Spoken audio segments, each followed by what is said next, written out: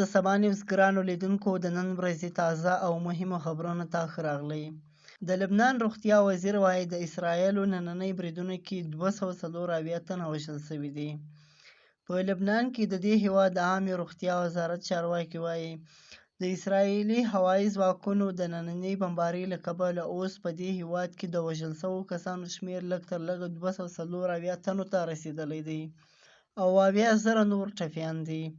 په سویلي لبنان کې ځایي اوسېدونکي وایي د موبایل ټلیفونونو له لارې داسې غږیز پیغامونه ترلاسه کړي دي چې له هغو ودانیو لرې دي چې حزب الله یې کاروي. د لبنان د معلوماتي ټکنالوژۍ وزیر وایي د دوی د وزارت دفتر ته هم دغه ډول پیغامونه استول شوي دي.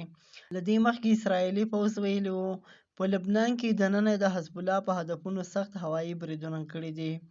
په بیت المقدس کې د بي بي سي خبریال وایي اسرایل مشرانو بیا ویلي دي دوی به د اسرایل شمالي سیمو ته د هغو 80,000 بې ځایه شوو کسانو بیرته ستنولو هدف پوره کړي چې د حزب الله توغندیو بریدونو له کبله له خپلو میشت ځایونو وتلي دي. خو دا هدف تر اوسه ځکه نه ده پوره شوی چې حزب الله ډله اوس هم په اسرایلو باندې راکټونه غورځوي.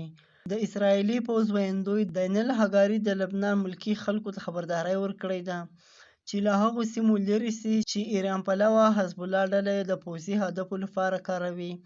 د لبناني رسنیو راپورټونو مطابق چې نن دوشنبه ځایي وخت سره سم نږدې 6:30 بجې اسرایلي جنګي الوتکو د دې هیواد په ختیځ او سویلي سیمو کې لسګونه بریدونه کړي دي.